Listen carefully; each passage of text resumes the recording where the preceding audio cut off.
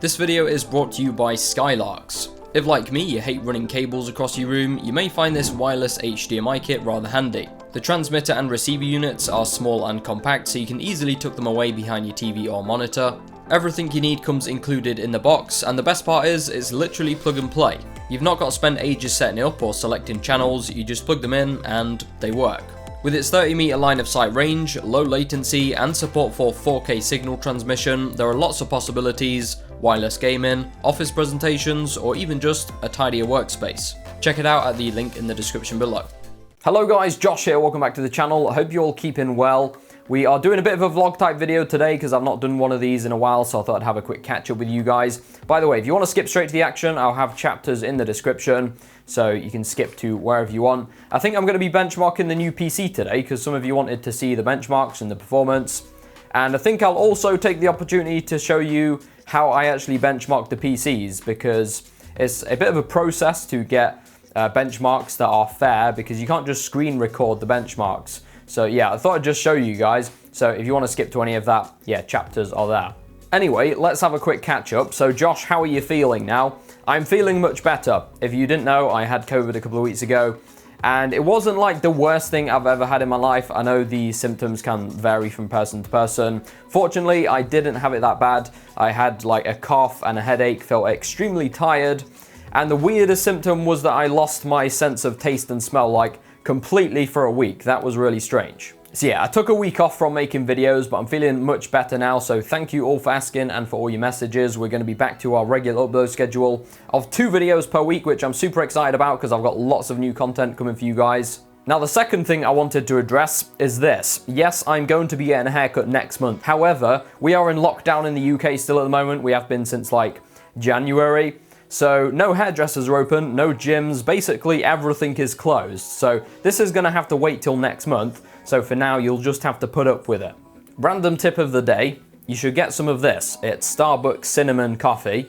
I'm not sponsored by Starbucks, unfortunately, but it smells and tastes really good. Now, with those extremely important subjects out of the way, we can get back to today's video. Let's check out the new PC.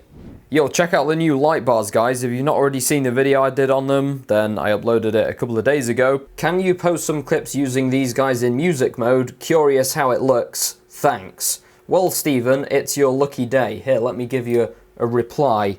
The answer is yes.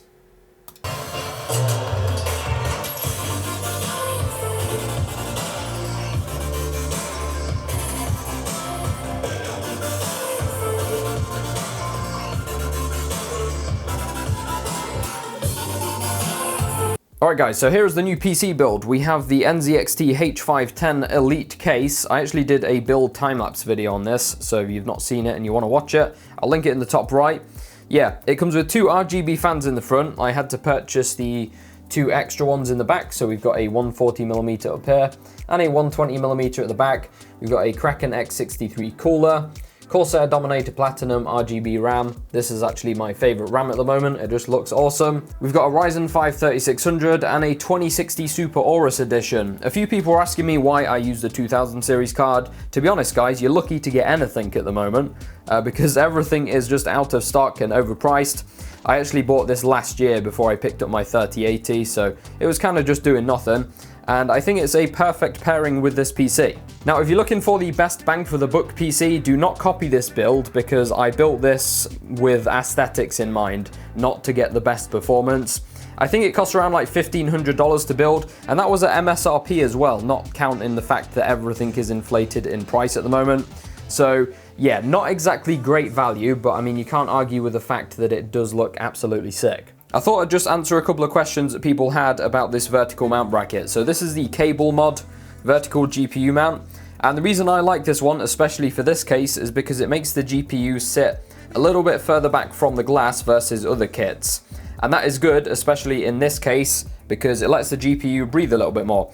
Now, ideally for temperatures, you don't even want to be running vertical mount, like I said, especially in this case, but this was an aesthetics focused build and it would be a shame not to see these fans, so that's what I did. Now, the other thing people asked about is how to connect it at the back. So basically, hopefully you guys can kind of see this. They give you a right angle cable and you plug it in like that and then kind of poke it through there. I actually had to shave some plastic off it because it wouldn't fit through these slots, but yeah, I did get it through in the end. So that is how that works. I've had to actually take this off because we're going to connect up an HDMI cable so that we can record the benchmark. So for those of you that didn't know, in order to get benchmarks like in those videos you see with all the stats in the top left of the screen, you need to get yourself MSI Afterburner and Reaver Tuner, which are like free programs you can download, and they kind of come bundled together. So once you've downloaded them, you can configure them to obviously display all of that information. Now here comes the problem. Obviously when I'm recording videos, I've got to somehow record what's on the screen so that I can add it into benchmark videos.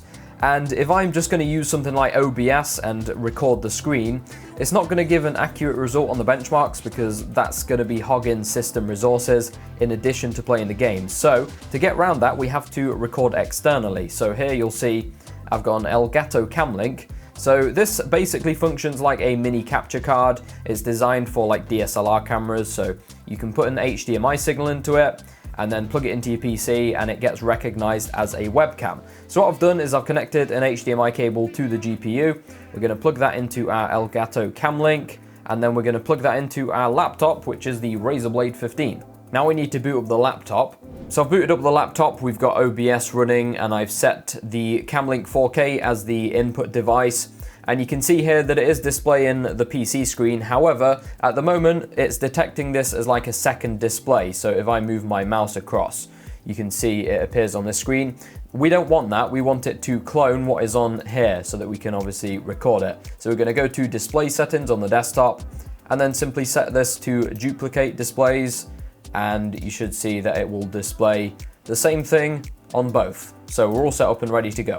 So here we are in the game menu. Now the first thing I'll do is head over to graphics settings and just record the screen, basically showing people what graphics settings I've selected. Now usually I just have to make a best guess as to what graphics settings I think are appropriate for the build that we've done. Now we're only running at 1080p, and we've also got pretty decent hardware, and GTA 5 is a fairly old game. So I've gone ahead and set everything to pretty much ultra or very high depending on the available options. And it's also important to make sure you've got VSync disabled because we don't want the FPS limited in any way. Otherwise we won't get an accurate benchmark. So we've got everything set as it should be. So we'll run the benchmark now, and then I'll show you guys also how the Reaver Tuner thing works up in the top left. So I've hit record in OBS on the laptop, and I've also activated the stats up in the top left with the hotkey that I have set. And you'll see here it is recording the current FPS, the FPS minimum, FPS average, and FPS max, along with 1% lows and 0.1% lows. Now GTA 5 actually has its own benchmark built in, so you can go and look at the stats afterwards. So this isn't particularly necessary for a benchmark like this, but it is very useful for other games that don't have like built-in benchmark tools. So in the case of GTA 5, it actually saves the benchmarks to a file. Some games it will just display them on the screen, and other games that don't have built-in benchmark tools, you'll just have to run those stats up on the top left and basically use it to get an idea of the average FPS because it does record it over time. And now that I've got the gameplay footage recorded to this laptop, I can import it into my video editing software and overlay it on the screen. So up first we have Valorant high settings, a pretty easy game to run, and here we're averaging 200 frames per second, which should be plenty enough for most esports enthusiasts. Up next, Fortnite high settings with resolution scale at 100%. And on average, you're looking at 146 frames per second, which is just above that 144 FPS sweet spot. Next up, we have Cyberpunk 2077 Ultra preset, no ray tracing. Not an easy game to run by any means. We are running DLSS on balance to boost frame rates and come out with an average of 68 frames per second. Need for Speed Heat, Ultra settings. This isn't a very well optimized game to be honest, but despite this, we do manage an average of 60 frames per second. Alright, next up, Shadow of the Tomb Raider Ultra settings. Running the built-in benchmark tool gives us an average of 98 frames per second, which is pretty impressive for such a good-looking game. Another great-looking game, Horizon Zero Dawn. Again, we are running the Ultra preset here, maxing out pretty much every setting, and yet we managed to achieve an average of 81 frames per second using the in-game benchmark tool. Up next we have Apex Legends, mostly high settings. Again, this is a popular esports title, so frame rates are particularly important here, and we come out with an average of 180 frames per second. Moving on to Watch Dogs Legion, not particularly well optimized, but using the very high preset with DLSS enabled on balance to help boost those frame rates, we managed to come out with an average of 66 frames per second. Farcry 5 Ultra settings using the in-game benchmark tool gives us an average of 97 frames per second, which again is pretty decent for a game with visuals as impressive as this. And finally, Red Dead Redemption 2. We're using the Ultra preset with pretty much everything maxed, and the in-game benchmark tool throws out an average of 67 frames per second. So there we have it, guys, a little bit of a behind the scenes look there at how I record the benchmarks for videos, and of course the benchmarks for the new PC, which I'm probably going to have to tear down again soon because I've got new builds coming up that I need to do. So yeah, make sure you get yourself subscribed if you're not already. We've got lots of new content coming. I've got cool tech episodes, we've got PC builds, we've got a what's in my tech backpack video that I need to film. Actually, I picked up last week an Oculus Quest 2, which is right here. Let me know if you guys have got one of these in the comments. And if you've got any game recommendations. This is actually my 4th headset. I've been using it for the past week.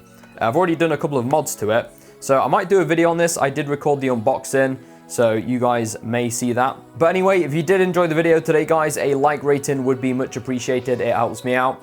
And I already told you to subscribe, so I'm not going to do it again. But don't forget that notification bell. If you want to keep up to date with all the stuff happening in between videos and like new products I've got coming in, feel free to follow me on social media at Tesseract, because that's where I do all that kind of stuff. But yeah, with that being said, hope you guys have an awesome week. I'll catch you all in the next one.